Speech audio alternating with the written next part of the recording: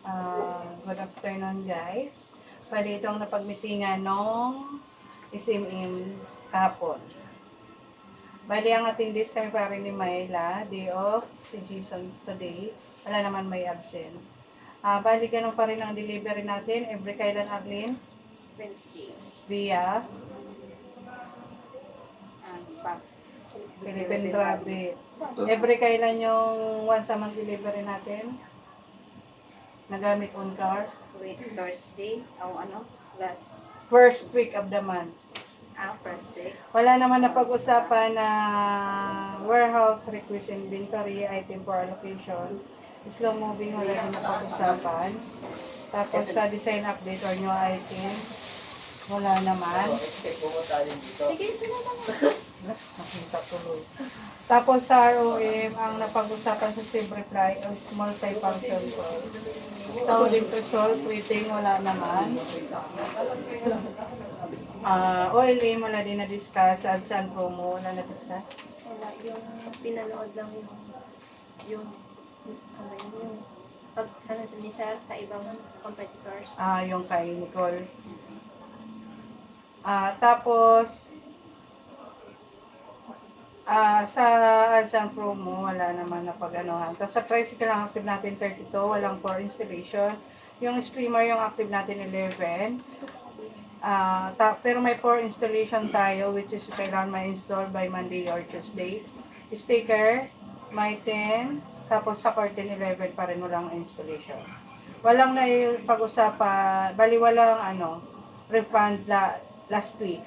Sa complaint naman, ang unang complaint doon na na-encounter is white ang pinili na trade ni customer, bali embroidery ito. Ang nagamit na borda is black. Ano ang kailangan gawin para maiwasan to dyan? Ang pinili na trade ni customer is white pero ang naborda is black. Naborda is black. Ano pa? Double check pa rin talaga bago mo isalang.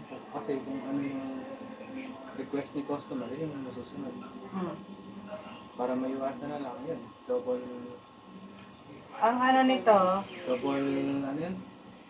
check kay customer kung ano talagang threat. ang ano dito, maging attentive sa mga details ng customer para maiwasan niya ang ganung damage.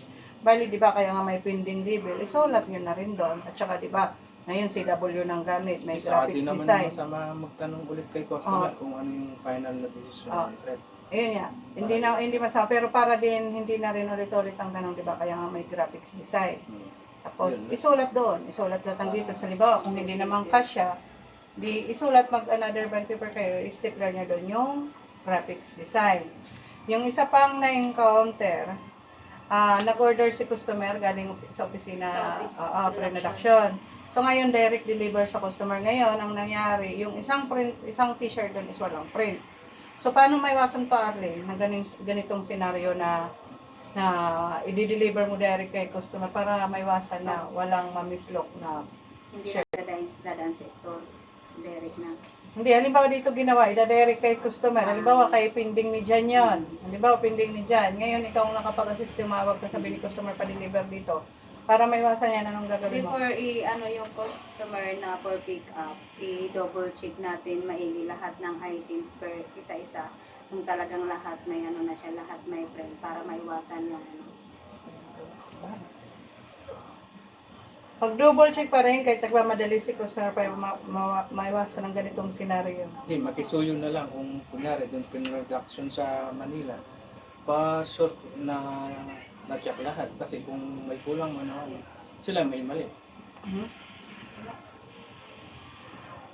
Pangatlo, na-encounter mali ang logo na inilagay. Malaki compare sa dati. Si Jason dapat itong tatanungin ko eh. Paano ito maiwasan, Mayla? Bago po, ilista lahat ng sinasabi ni customer, tapos bago mo start yung production kung maaari, ipa-check mo muna kay customer, isend mo sa messenger, or assign mo sa kanya para sure ka doon sa ilalagay. yung size ng board. Send ng mock-up, tapos kung online man yun, send mock-up, din pa-signature ang kay customer din.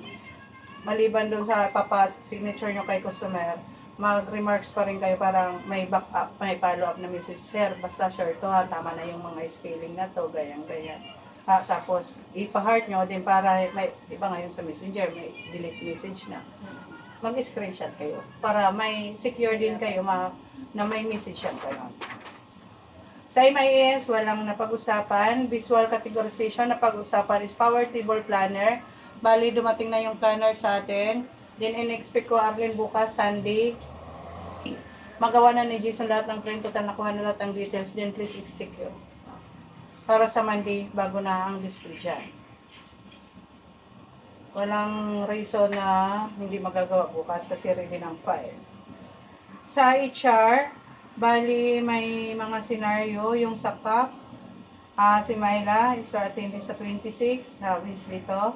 Sa calendar naman, si Jan, kanina. Sa 25 to, ano yung kanina mo? T-shirt print. T-shirt printing, ay yung kahapon, na inusog lang ngayon. Tapos ako naman, bundle sa Monday, 10 a.m. Good luck naman. Kaya mo yan. Luck. Sa audit, active hotspot, 4, 14 days remaining, Amada and Jason. Itong hotspot. Yung BIF. Yung BIF ko, bakit 14 days? 3 days na lang Sama-sama ako. na yun. Total. 3 days na lang sa akin eh. Sama-sama. Garments and consumable posting, bali tapos naman na to kasi every Thursday ang schedule sa atin. Garments naka-assign kay Myla, yung consumable naka-assign kay Jason. Bali, Wala na. yan, may madadagdag ka ba din para dito may concern ka ba? Ano ba? Wala na silang Gusto mo magtutugad eh. Bali, yan lang. Dapat pag total naka-docs naman na, i-slide nyo yung i-slide nyo yung kumbaga i-slide yung parang i-view nyo, i-browse nyo yung para hindi lang kami nakakalam kasi maraming mga link doon eh. Para aware din kayo kung may new product, may kasi minsan, halimbawa kahit nag-attend kami ng meeting, hindi maiwasan na makakalimutan namin. Yan lang, thank you.